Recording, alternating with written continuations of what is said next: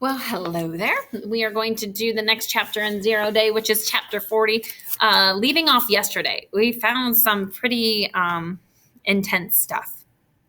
Number one, we found out that President Weber does not appear to be actually Addie's real dad, that Liz Weber, Addie's mom, had an affair. And I do believe this Carl, because she's calling him father, actually might be Addie's dad, real dad.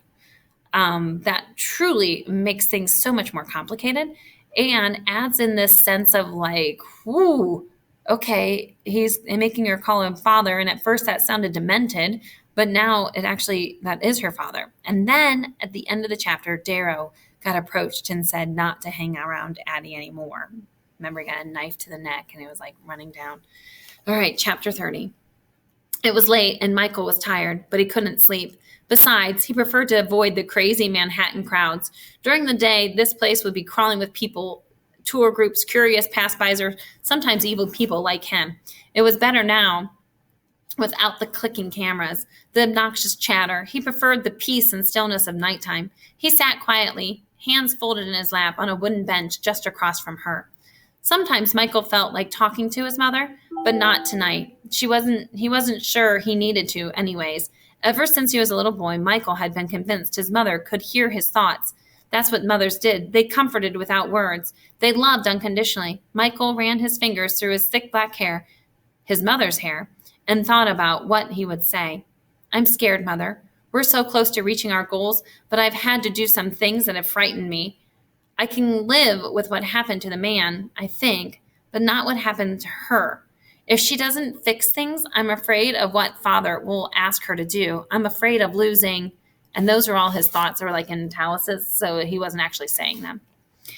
Michael was interrupted by someone stumbling up the sidewalk. He turned to see a drunk guy tripping over his own feet. A near empty bottle clutched in his hand. As he passed Michael's bench, the guy teetered sideways. The bottle fell, rolling to the stop in front of Michael. The guy staggered on, obviously talking to himself. Michael leaned over, picked up the bottle, and chucked it into the garbage.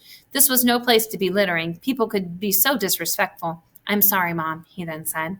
Michael leaned back and he closed his eyes, pulling his trench coat around himself. When he was young, he used to imagine how she would answer, but somehow through the years, he's lost the sound of her voice. He wasn't even sure he'd even ever known it at all. The only thing that remained in Michael's memory was the melancholy tone, the dark outline of a face humming over his crib when he couldn't actually sleep. You are my sunshine, my only sunshine. You make me happy when skies are gray. The siren wailed on a distant street. A dog barked and a cat screeched. The plaintive sounds of the city at night, a crowded yet lonely and empty place. You'll never know, dear, how much I love you. Michael stood, eyes filled with tears, and approached the slick marble wall. Just beyond, the crater that had once been a busy subway station had turned into a park. The train long ago rerouted. But this place would never be anything other than the mass graveyard in Michael's mind. More than 1,000 innocent people were buried under the newly planted grass and sapling trees. The sprouting daffodil bulbs couldn't mask the fact that this was the site of one of the worst terrorist attacks in America's soil. It was hallowed ground, and Michael would never set foot on it. He reached his hand out, and he ran his finger across the letters engraved in the black marble of the sprawling monument before him. Susan Erlander. Michael blinked back his tears, and he stood tall. I wish I could have known you, Mother, he said, but I will make things right. You know I will, for you. He glanced higher up the wall to the inscription that ran along the top, along with the date nearly 15 years ago that he was too small to remember, but he would be would have been seared in his mind forever. The anniversary was coming up, April 15th. We hold you in our hearts. We will never forget. And that is the end of chapter 40. I'm not exactly sure what they are talking about in Washington, D.C. that happened on April 15th, about 15 years ago. And I'm not sure what year this is supposed to be written in. I thought it was present day. So I'm hoping they tell us something about that. Is that the motivation of why Carl is planning to do something to